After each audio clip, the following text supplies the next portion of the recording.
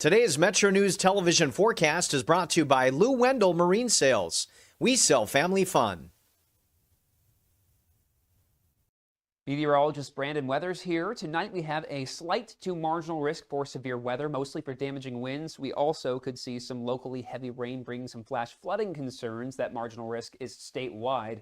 Then Tuesday, another marginal to slight risk for severe weather. This time, the more elevated chance for some damaging winds and hail is looking south and east.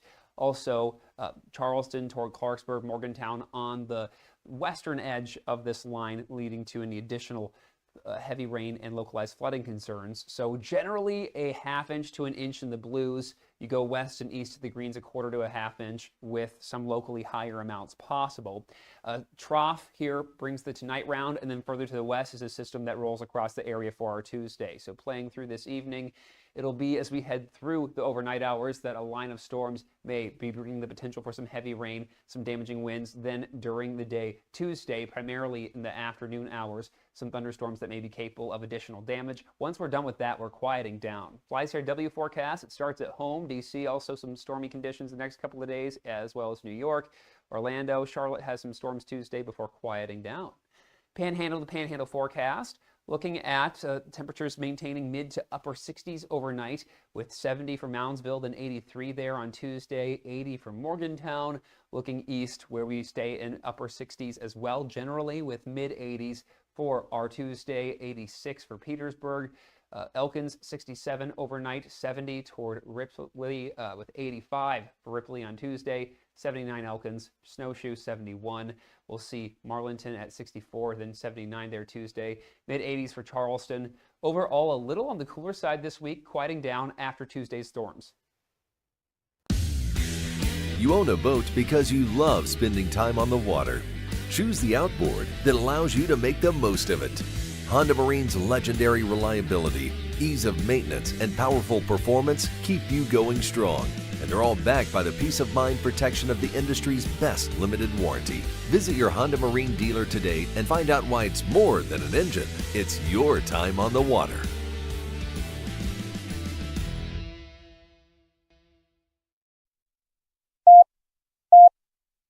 Five, three.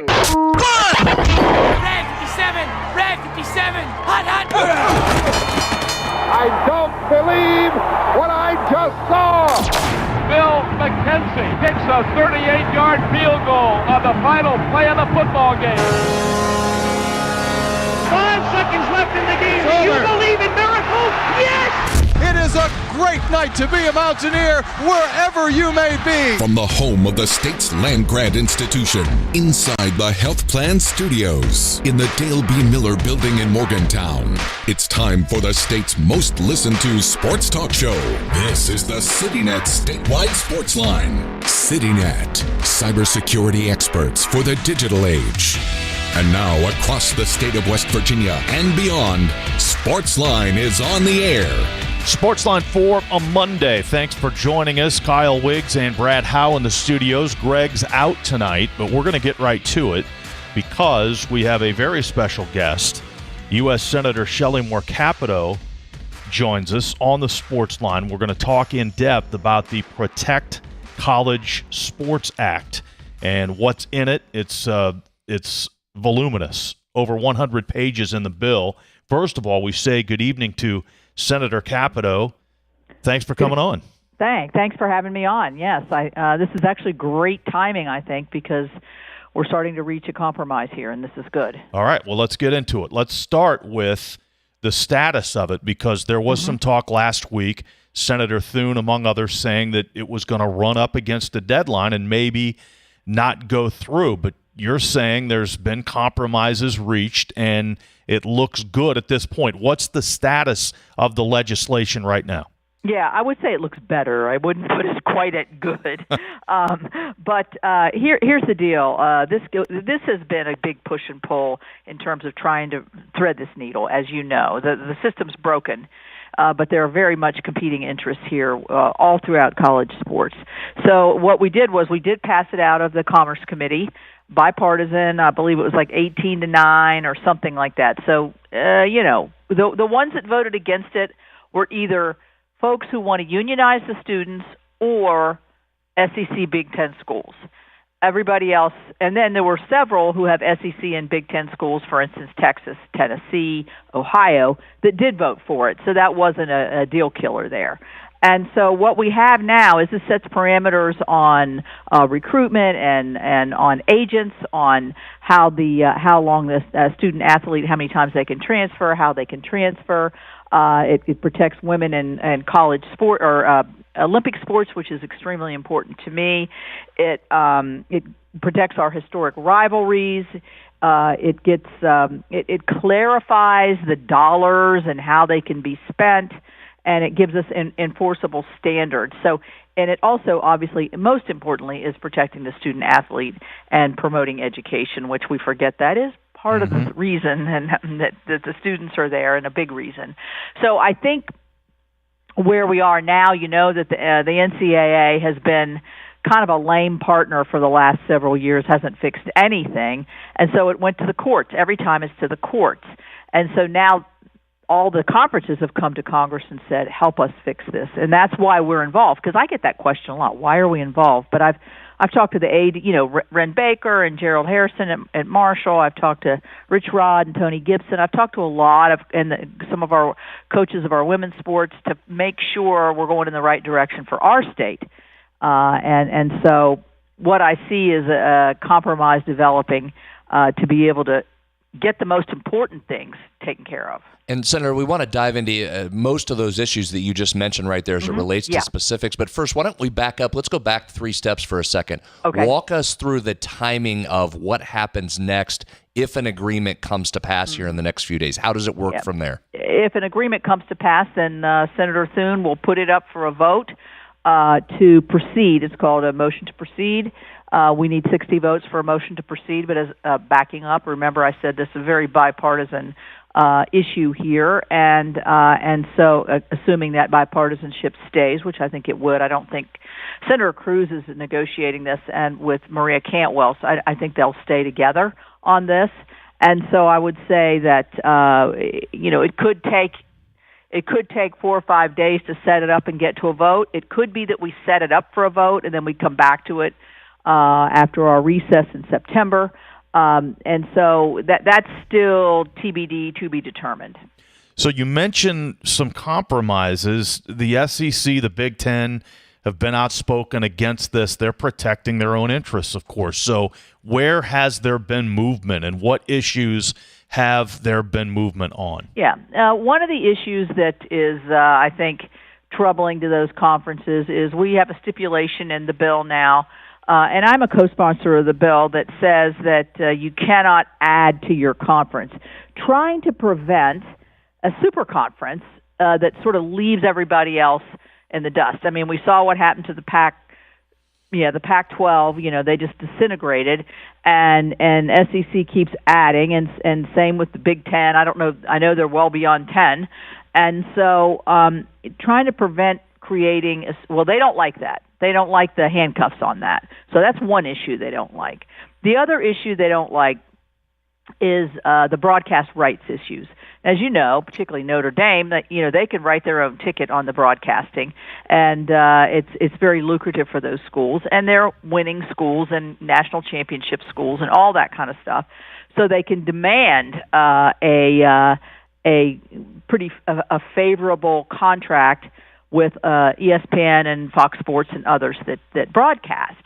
And what this bill says is that it would allow for a coalition of all the schools, much like the NFL does, to negotiate broadcast rights together. They don't like that because obviously they're going to have to give a little bit because they're the ones who are bringing in the big cash. But I think what's important here to remember is every conference's contract expires at a different time. I think the Big 12 expires maybe in 2030. Some of these other contracts are already in place till 2033, 34. So, we'd have time to make those adjustments, but they don't like that part of it as well. And there may be other issues, but I think those are the top two. All right, let's talk about the other issue, Senator, that comes up so much. The NCAA tries to enforce their rules. An athlete is told no. Immediately it ends up in the court, and seemingly a lot of these are going in favor of the athlete. The NCAA has been rendered really pretty useless when it comes to enforcing their own rules. How does this act address that and try and get away from everything running to the court system? I think that's a critical question. Basically, if it's in the law, then I think the decisions that are made that are within the boundaries of the law would be less likely to be challenged in court and certainly wouldn't be challenged successfully.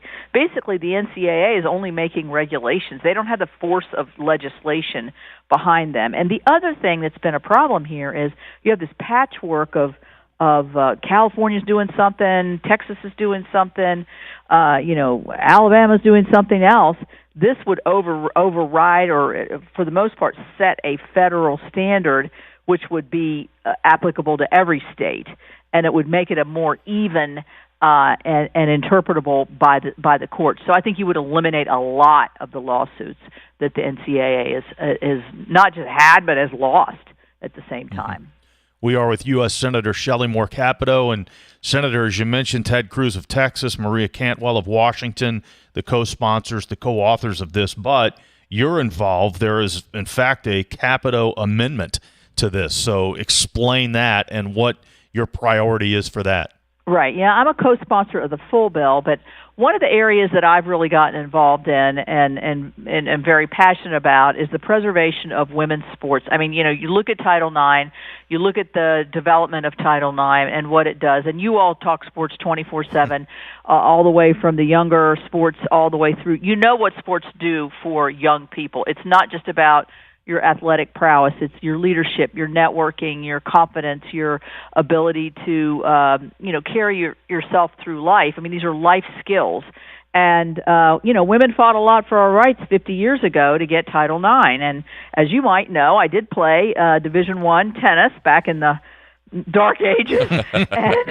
and we have a daughter who played at Duke for 4 years in volleyball. So, I've seen this.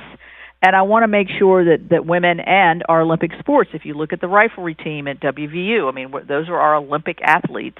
And so what I said was you can't do anything less on broadcasting on women and Olympic sports than you're doing right now.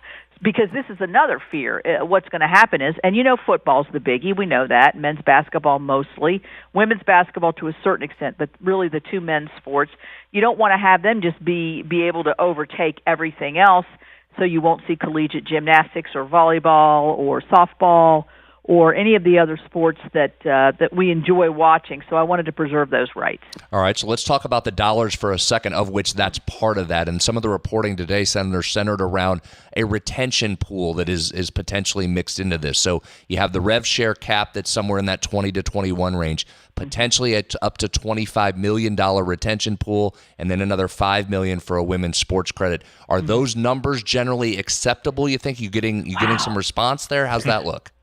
I just saw that today as you shared it today. It must have come out yesterday.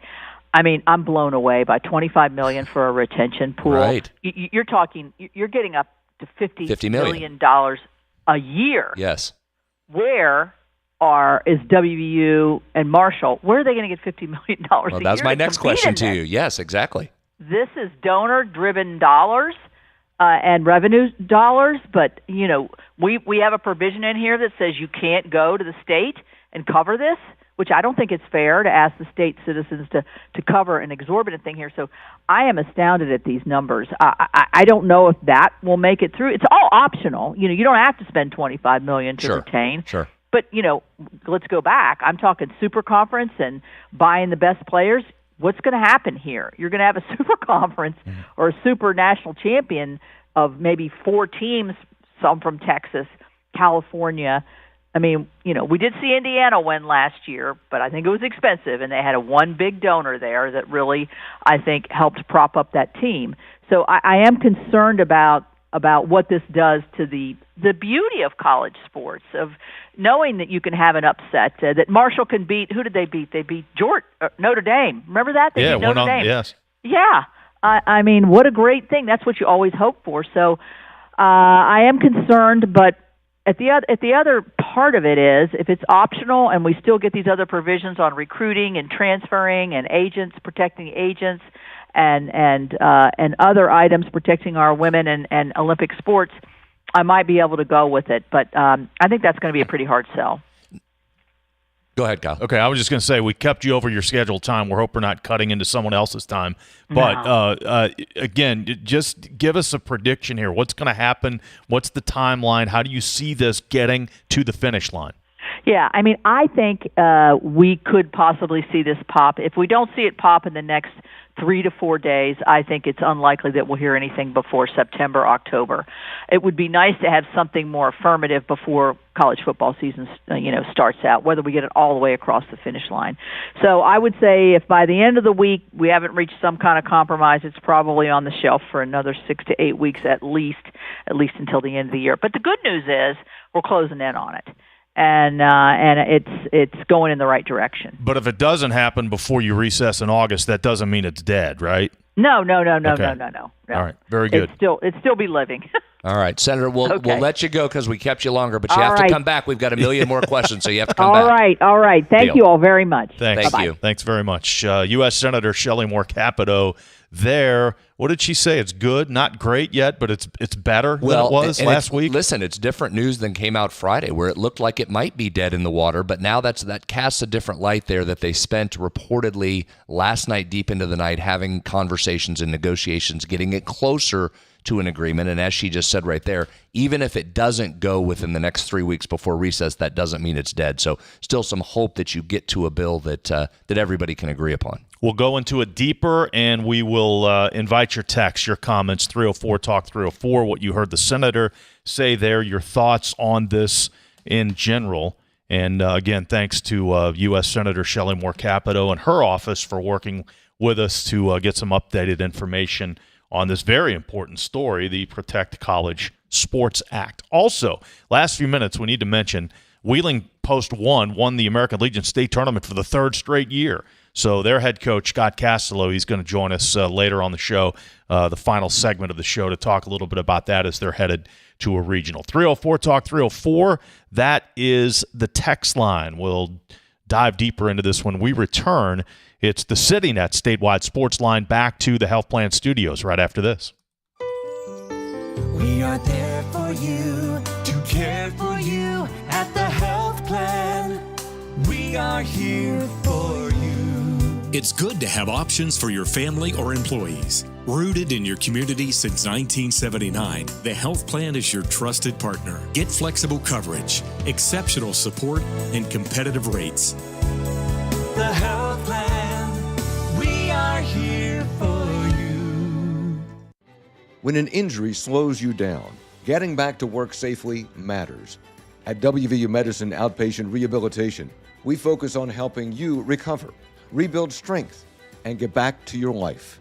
With work conditioning and return to work programs, our occupational therapy team creates personalized plans focused on safety, function, and long-term success. Ask your provider for a referral or visit wvumedicine.org/outpatient rehab. Hey, this is Brad Howe for your local internet provider, CityNet. High-speed fiber internet is probably at your front door, and now's the time to connect. Your tax dollars helped expand broadband access across West Virginia, and CityNet makes it real. More rural communities in West Virginia can finally get the high-speed internet they deserve, with free equipment, free installation, no contract, and local support you can trust. So whether you're streaming, working, gaming, or running your business, CityNet delivers the speed and reliability you need. When it's high-speed internet you need, citynet.net connects, protects, and perfects. If a fire occurred in your home, would your smoke alarms work? Don't wait for a tragedy to find out. Smoke alarms are designed to give you and your family the precious seconds you need to safely escape. Test your smoke alarms every month by pressing the test button until the alarm sounds. Depending on the type of battery in your smoke alarm, you may need to change the batteries at least once a year or whenever the low battery warning chirps. And never remove the batteries for any reason. Remember, having working smoke alarms is not only a good idea, it's the law. A message from the West Virginia State Fire Marshal's Office. Live from the Health Plan Studios, the CityNet statewide sports line returns in 2 minutes on MetroNews, the voice of West Virginia. Of course, the LVA was brought into my life because I had a severe heart attack in November of 2024. And then before I entered into congestive heart failure. Where he was in the course, we really had to go towards an LVAD. At that point, I was committed. At that point, I wanted to get better. and I wanted to see what this machine was going to do for me. With this therapy, he's thriving, doing well. And not only is he living, he's thriving.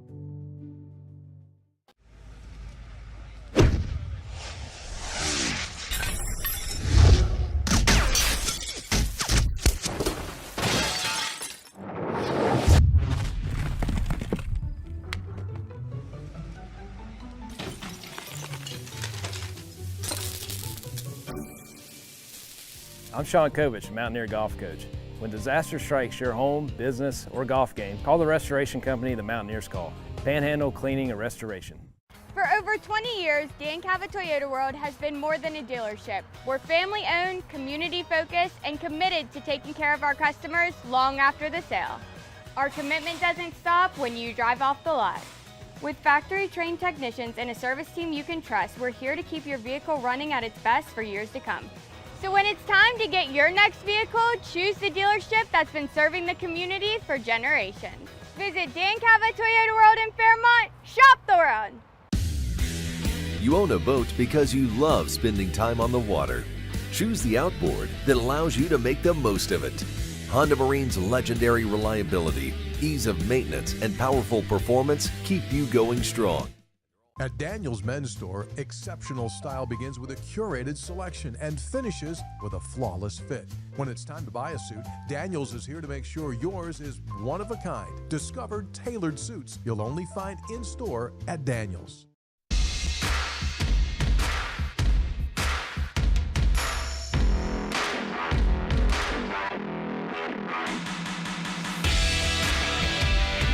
Sitting at Statewide Sportsline for Monday inside the Health Plan Studios. Again, thanks to Senator Shelley Moore Capito there, and she really shed some light on some things. Last week, it was gloom and doom. It looked like this thing was they're just going to run out of time. Late last week, Friday, right. That was the news cycle coming out Friday. You're right. But the compromise is there, and I'm sure the Big Ten and the SEC have issues with more than the two aspects that she brought up, but you need movement on both sides in order to get something like this passed. You do. I was also interested in her reaction to that report today about the dollars and how that's grown to potentially a $50 million annual cap. And certainly she's right. That's a push from the SEC and the Big Ten that we know are bringing in more dollars than the other conferences to try and price some of the other leagues out of this. But we'll have to follow that amendment as well. I do think, much like the NBA has done, the ability to pay your current players more than the free agent market does, which gives you a little leverage, something like that of having a different pool of money to keep guys on your roster that's above and beyond the cap, that might be a good idea. I don't know that I'm necessarily opposed to that philosophically. That's a big number. But it is a big number is the concern. That's right. And again, this, if you're not familiar with this is pretty much all-encompassing if this does get passed. It tackles head-on the major issues in terms of transfer rules. The 5-for-5 deal would be in play with one quote-unquote free transfer. So there were a couple things, and again, we have limited time with the senator. We hope to have her back again. There were a couple issues, Kyle, that I would have liked to dive in more. That is one of them, is what you think the restrictions are if you put that back in place, where you have one free transfer. What are the chances of that getting challenged and overturned, number one? And number two, certainly would have liked to get into the unionization or the collective bargaining aspect of college athletes. That's a longer discussion and can't be answered in a 30 to 45-second answer from her. But that's kind of the two remaining issues that are out there, is what do those things look like? But you're right, Kyle. It addresses everything you're talking about.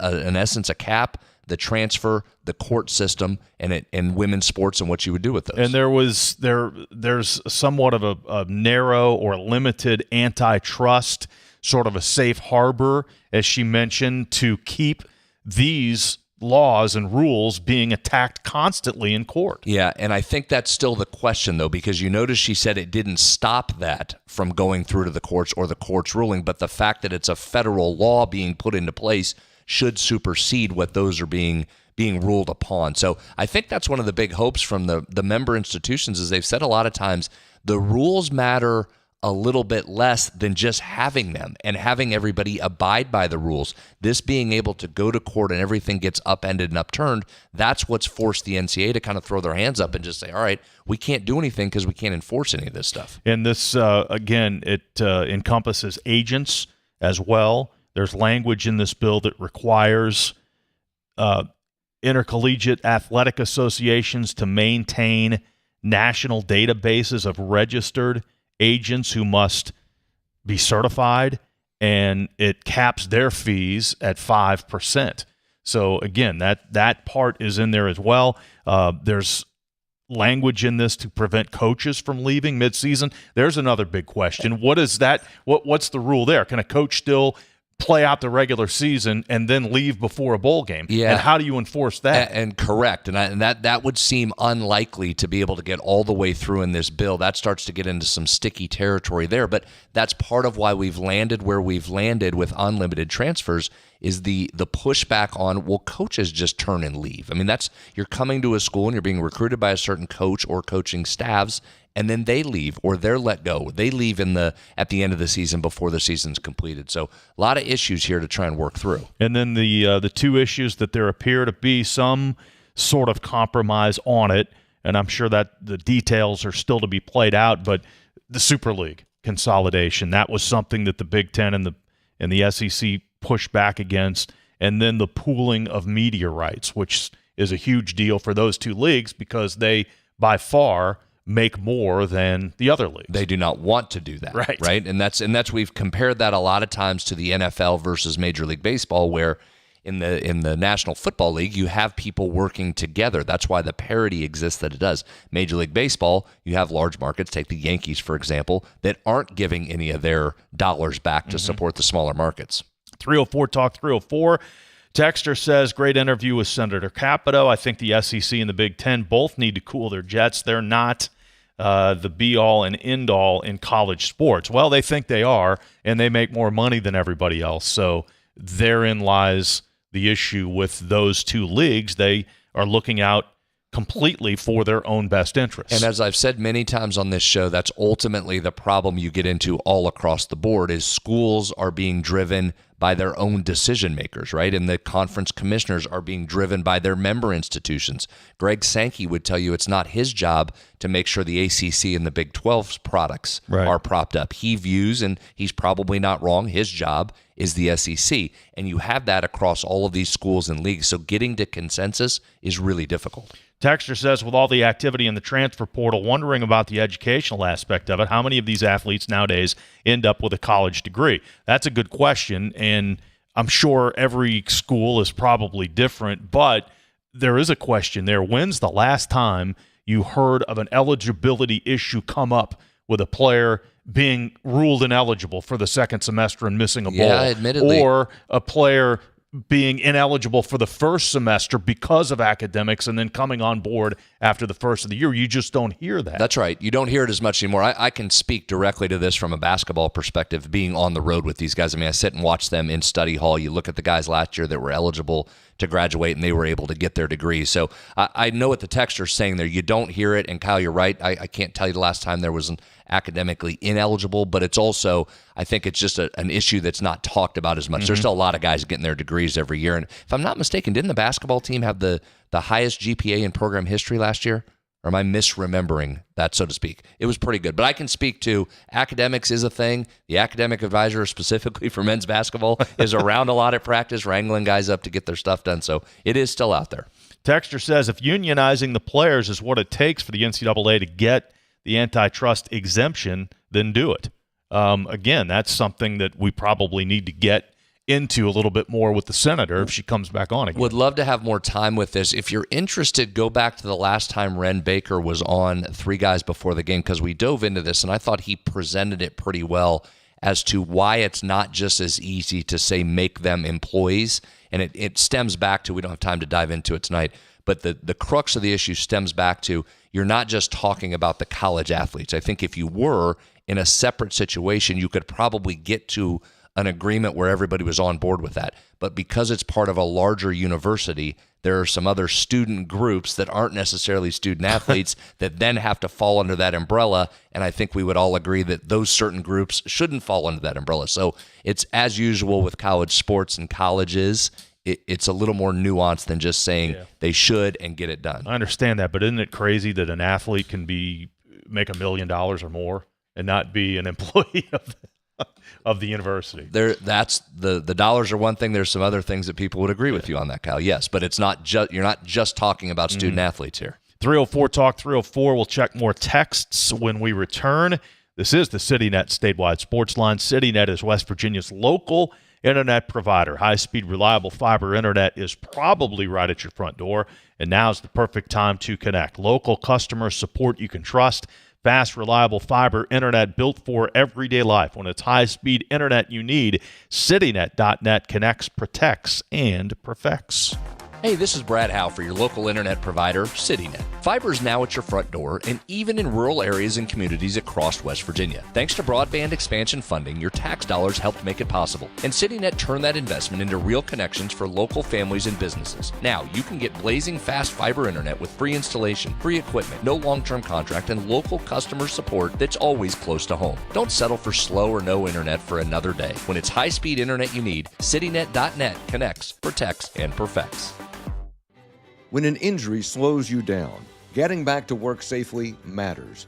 At WVU Medicine Outpatient Rehabilitation, we focus on helping you recover, rebuild strength, and get back to your life. With work conditioning and return-to-work programs, our occupational therapy team creates personalized plans focused on safety, function, and long-term success. Ask your provider for a referral or visit wvumedicine.org/outpatient rehab. Ready to make this boating season unforgettable? Head to Lou Wendell Marine Sales, family owned and operated for over 40 years and West Virginia's largest Avalon pontoon dealer. Lou and his sons are boating experts from sales to service to repairs. And right now, their lot is packed with incredible inventory and some of the best deals of the season. Whether it's weekends on the lake or sunset cruises with the family, Lou Wendell Marine Sales has your perfect boat waiting. Because they don't just sell boats, they sell family fun. Visit LouWendellMarineSales.com today. Live from the Health Plan Studios, the CityNet statewide sports line returns in 2 minutes on MetroNews, the voice of West Virginia. Today's Metro News television forecast is brought to you by Lou Wendell Marine Sales. We sell family fun. Meteorologist Brandon Weathers here. Tonight we have a slight to marginal risk for severe weather, mostly for damaging winds. We also could see some locally heavy rain bringing some flash flooding concerns. That marginal risk is statewide. Then Tuesday, another marginal to slight risk for severe weather. This time, the more elevated chance for some damaging winds and hail is looking south and east. Also, Charleston toward Clarksburg, Morgantown on the western edge of this line, leading to any additional heavy rain and localized flooding concerns. So generally a ½ inch to an inch in the blues. You go west and east of the greens, 1/4 to a ½ inch with some locally higher amounts possible.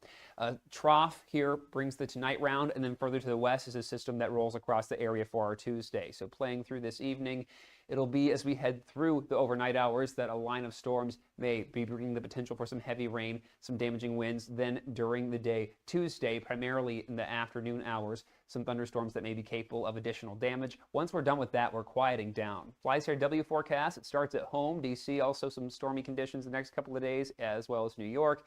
Orlando, Charlotte has some storms Tuesday before quieting down. Panhandle to Panhandle forecast. Looking at temperatures maintaining mid to upper 60s overnight with 70 for Moundsville, then 83 there on Tuesday, 80 for Morgantown.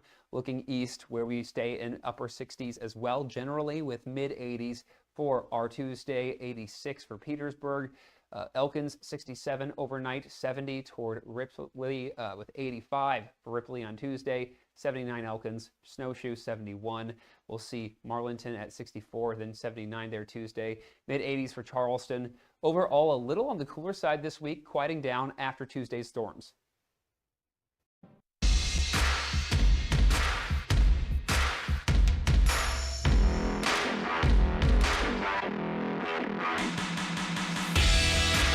CityNet statewide sports line for this Monday night in late July. We're creeping towards the start of WVU preseason camp, which will be a week from Wednesday, August 5th. And high school football players, their camps will start, I believe, a week from today. So we're getting there. We're getting through. It was an abbreviated summer because of the College World Series run. But we're inching towards football. Did I see the first NFL game, Hall of Fame game, August 6th? That's correct. That's next week as well. So we're here. Those teams are in camp already. The Giants are down in the Greenbrier, and we're going to have a Metro News reporter down there late this week. So we'll check in with him and get some on the scene reports from the Giants camp at the Greenbrier. How many teams? There's been about a half dozen teams down there. Has there been that many? Yeah, the Saints were there. The Browns were there. The Arizona Cardinals were there. The Giants, I believe there's been one or two more. So it's become the place, one of the places to begin training camp. 304 Talk 304. More reaction to U.S. Senator Shelley Moore Capito's comments here on this program concerning the legislation that hopefully will continue to move forward.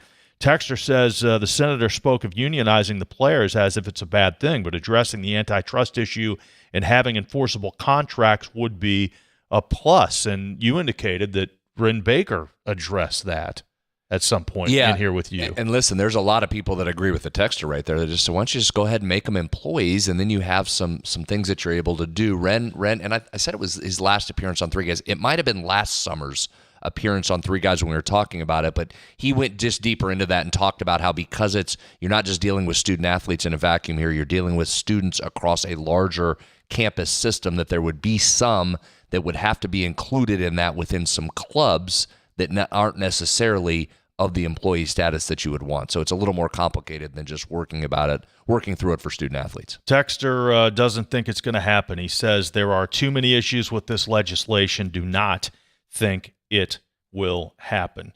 That remains to be seen. There's a lot in there. Yes. If this gets all the way to the finish line, it will be remarkable, Kyle, because there are a lot of issues, and again, there are a lot of people that come at this in different ways and think what should happen is not exactly what's in this outline here. So we'll see if it can get all the way there. Texter brings up the TBT again. No Best Virginia team in TBT this year, and the field's substantially shrunk. We talked a little bit about it last week, and the tournament's different. They're playing some best-of-3 series.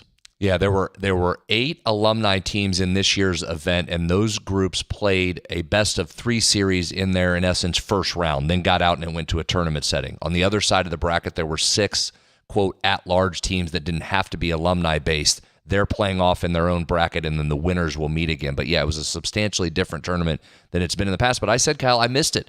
I missed watching those West Virginia players being in it. I mean, that's the whole thing for us here in West Virginia. Quite frankly, I can't get into it this year because West Virginia is not there. Now, we've had some incredible runs, including last year, and there was another run where West Virginia, I believe, went to the Final Four of the event, and it was a blast. The fun for me, if you were boiling it down for me, the fun for me was seeing guys from different eras, Mountaineer players, that were playing together for something that mattered. I mean, these guys went after it because of the prize. Even last year's group that mixed in some Mountain East Conference players and some guys from other schools, James Reese being primary on that list, I still enjoyed seeing those guys mixed in with former Mountaineer players. So maybe it comes back in future years. Maybe you're able to get some alums. I did think it was a neat, novel idea, and certainly enjoyed watching Best Virginia in that. We've got our This Day in Baseball History listener checking in. This Day in West Virginia sports history, you could say that as well. Ken Ash was born in what is now Anmore, Harrison County. On this date in 1930, pitching for the Reds, he came into a game against the Cubs. On the first pitch, the batter hit into a triple play. Ash was pinch hit for, and the Reds came back to win. So he's the only major leaguer to throw one pitch, record 3 outs, and get a win. I would say, yeah. It's a heck of an outing. His efficiency rating would have been through the roof if they kept that in 1930. That's a good one. Thanks, Mike. We appreciate the text there. Thanks to Mike Corley there for pointing that out. That gives us some subject matter here in July. Texter says, just curious on the mess that is college football. I'd be interested in Brad's thoughts. 30-second take on how to fix it. All right, you've just been appointed by Shelley Moore Capito, God bless, the commissioner of college football. Yeah, that's Nick from Beckley. Thank you. I don't think I can begin to answer it in 30 seconds. I do think this. I think the things that are being outlined in this Save College Sports Act, they're the issues that you're trying to deal with. I think getting everybody on the same page, listen, I know this isn't great for talk radio, sports radio. I don't know is really the answer. I don't know how you get these groups to all work together. That's the biggest stumbling block, is getting the consensus among these different schools. It is a heck of a challenge, as everybody, again, as I mentioned earlier, is focused on what they are doing for their own campus. And again, that's part of their job, right? That's part of President Benson and Ren Baker's job, is to worry about what's best for West Virginia. And that holds for all of these schools. Right. So getting everybody to play in the sandbox together is the biggest challenge. And I just don't have a good answer for how to make that happen. 304 Talk 304 texter points out if you make players employees, they're covered by workers' comp. That's potentially dangerous. And you're right. That is a good point. One other headline, sports headline today involving WVU, is a tweak in the schedule for 2027. Now, we're all anticipating the start of preseason camp for 2026. Hopefully, West Virginia is one of the most improved teams in the country, but the game scheduled in 2027 between WVU and Ohio University was moved. It was originally scheduled for September 18th, Saturday, September 18th, 2027.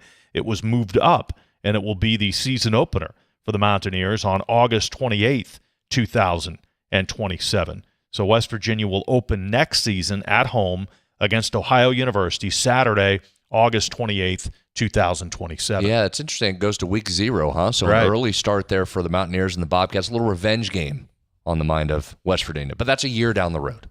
It's a year down the road. Got to get through this year first. Am I thinking too much into this? I know we've talked a lot about the overseas games and how cool that would be for West Virginia to play in London or Ireland or something. With the movement of this game to August 28th, that would kind of check that off the list for next year. Probably not going to happen. Yeah, I don't know that it was in the discussions. That has come up. Ren has said that, is that they've been approached multiple times for that, but so far that it hasn't made sense. It's got to be in one of those years when you already have multiple home games, so you're not necessarily taking a home game away from West Virginia fans. One vote for Brad to be college football czar. Well, thank you, but I think that vote is probably misguided there. No thanks on that job.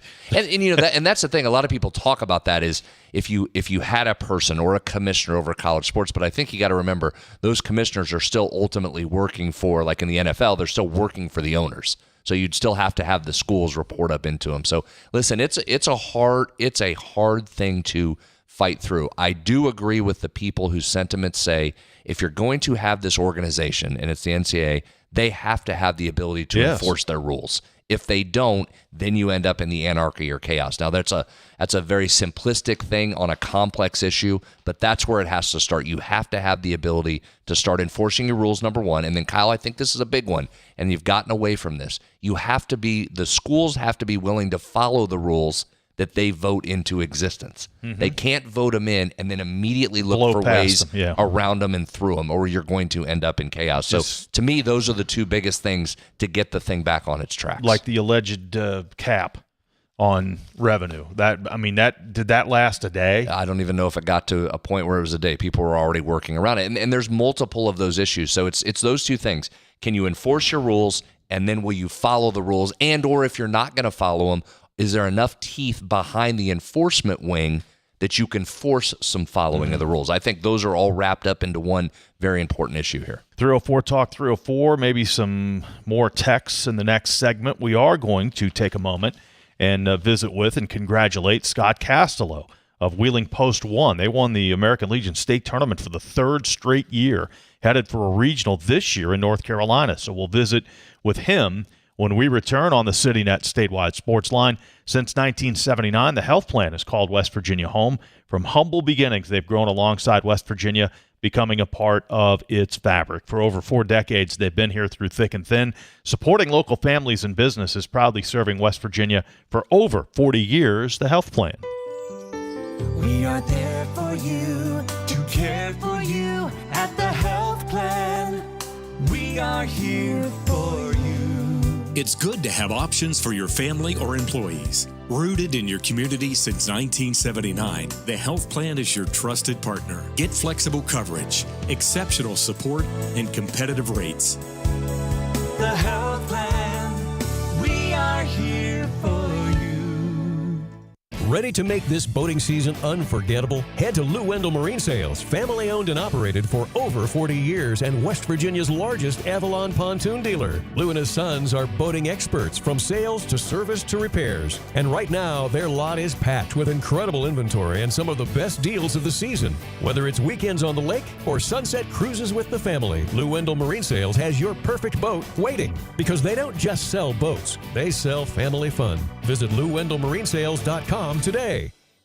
Live from the Health Plan Studios, the CityNet statewide Sportsline returns in 2 minutes on MetroNews, the voice of West Virginia. You own a boat because you love spending time on the water. Choose the outboard that allows you to make the most of it. Honda Marine's legendary reliability, ease of maintenance, and powerful performance keep you going strong. And they're all backed by the peace of mind protection of the industry's best limited warranty. Visit your Honda Marine dealer today and find out why it's more than an engine. It's your time on the water.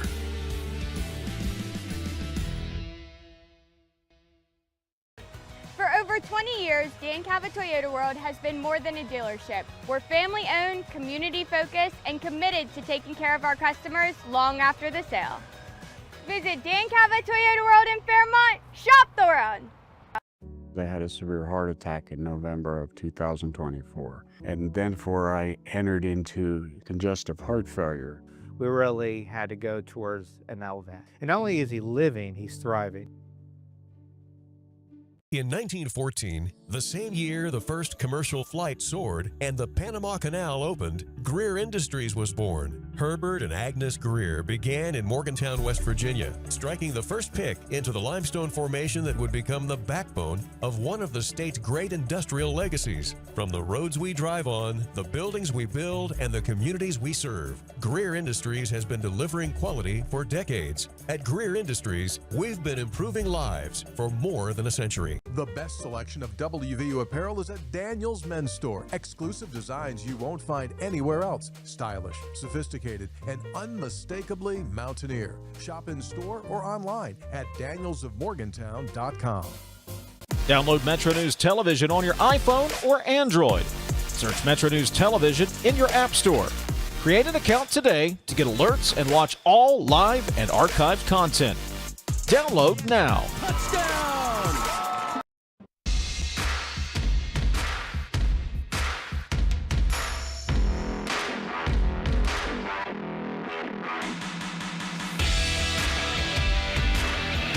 Sportsline for Monday night. Kyle Wiggs and Brad Howe. Greg will be back tomorrow night. Wheeling Post 1 won the American Legion State Tournament for the third straight year, and they rolled through it, going 5-0, outscoring their opponents 37-9 in the process, although today they got a battle. Fell behind to Parkersburg, but rallied to win that contest 11-8 to win the tournament and advance to the regional. Post 1 head coach Scott Castilow is with us on the Sports Line. And Coach, good evening. I hear you're in a moving vehicle, so you guys are headed back north, sounds like. Hey, guys. Thanks for having me on. You're right. We're traveling on our way back home, so to speak. So take us through this game today. Again, they had to beat you twice. You got a built-in advantage there, but they jumped on you early. But the Bats came alive, and you end up winning this game 11-8. Yeah, it was an absolute battle. It's probably the best way to describe today. They jumped out on us early. This game could have went a severely different way if we didn't respond the way we did it. It was the second and third inning there. It could have drastically went a different way. So a little bit of resilience from our guys, which is always great to see. At the end of the day, when the final out was recorded, I was definitely happy to be on the other side of it. So how was this one different from the last couple of championships you've won? Man. Well, I'll be honest, it was tough, like they all are. It's difficult. It's difficult to get to the state tournament to begin with, and it's really difficult to win it. And to be able to do that 3 years in a row just kind of speaks volumes of our guys and our coaching staff, to be honest. I think one of the biggest differences this year from years past is that our pitching coach, Dustin Henry, he had a great game plan going in. Not that we haven't in years past, but I believe going into today, we had only let up one run as a pitching staff, whereas today, obviously, kind of things got a little bit jolted around there. But I would say we had a really great game plan going in and trying to attack it from the mound first side of things this year versus in years past, we've been a little bit more dominant offensively, and I say that respectively to the guys this year. But this year, our pitching staff has been really the one that has shined the brightest light on our team. Coach, what's the formula here? Winning this 3 straight years, it's as you said, it's difficult to get there, first of all, and then to win an 8-team tournament 3 years in a row. Has it been the focus on pitching, or what's the formula for this run of success you've had? Man, it must be something in the water. I don't know, guys. That's the magical formula is we just have a lot of really good guys that come and show up every day and work tremendously hard, including the coaching staff. You know, a lot of guys give their time and their summers up for this, and it's something that you don't tend to see too much with young men anymore. It's like, hey, you're getting pulled in 20 different directions. So for them to just come every day and kind of bear down, I mean, we do start in the wintertime, so it's almost a full year grind for us. I mean, we try to get after it as early as we possibly can, obviously within restrictions for the WVSFAC, but it's a long process. And I think the biggest thing is that guys tend to buy into what we're trying to do here. You know, we've had a deep history of Wheeling Post 1, and I believe this is our 20th state championship overall.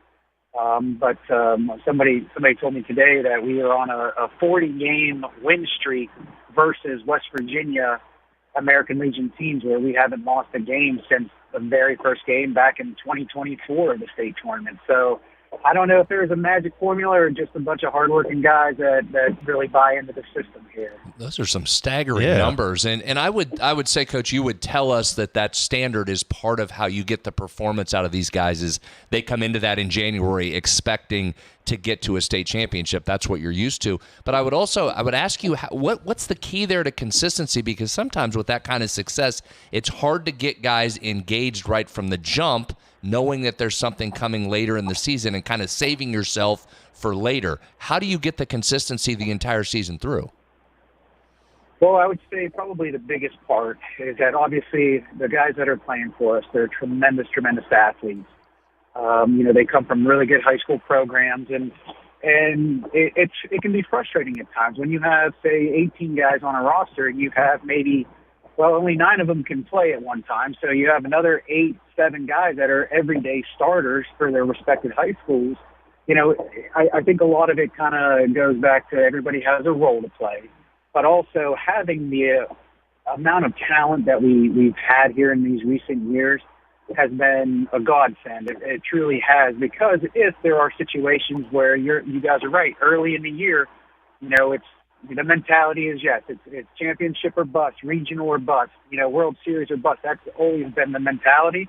So right off the rip, you know, this year specifically with high school ball getting pushed back a couple weeks, we had a lot of our guys that had to step into kind of maybe a not so comfortable place and play the first 2 weeks until high school ball wrapped up. So I think having that versatility and having a good solid core of a group of guys really speaks volumes for it. Last thing for you here. We got about a minute left, but by my account, you've got players from 8 different schools on this team: Cameron, Wheeling Central, Wheeling Park, Lindsley, John Marshall, Tyler, Brooke, and Weir. That's 8. So speak to that a little bit, bringing all these guys from different schools and rivalries and all that together, playing together. Yeah, man, that's the funnest part about it, is that you're spot on. High school season, big rivalries, right? They're at each other's throats practically, and we're able to kind of transition them here. And in years past, we weren't able to really go up and get guys from more the northern part of the state, where Weir and Brook High and those guys, but since Wellsburg didn't have a team this year, it allowed us to go up there and say, hey, you know, we got a great program going here, and I'm glad that those guys are kind of buying into it. But as far as the camaraderie, it's funny how in high school season they're at each other's throats, and then summertime comes, there's a good group of guys, man. It's fun to watch. It truly is. Well, Coach, congratulations again. Good luck. Safe travels down to North Carolina, and we'll be following you there in the regional. Awesome, guys. Hey, once again, thanks so much. Hey, thanks so much. Hopefully we'll make West Virginia proud here. Absolutely. Coach Scott Castilow there, Wheeling Post 1 at 29-7, headed for the Southeast Regional. This state tournament winner for many, many years went to the Mid-Atlantic. There was one year that it got put in the Midwest Regional. That was the last time the regional was hosted in Morgantown, but Wheeling is headed for the Southeast Regional in Cherryville, North Carolina. So again, 5-0 in the state tournament. They outscored their opponents 37-9. They're 8-0 when you combine the area tournament and the state tournament. Keep it rolling. Stay hot, Wheeling. 29-7 headed for the regional. Thanks to Coach Scott Castilow there, and good luck to them. Special thanks to U.S. Senator Shelley Moore Capito, again, her office for setting that interview up as well. And we'll obviously follow that closely as that legislation hopefully comes closer to passing. Brad, thanks. Fun night. Back to it tomorrow, 6:06. See you tomorrow. Greg will be back. Thanks for listening and watching. Sitting at Statewide Sportsline.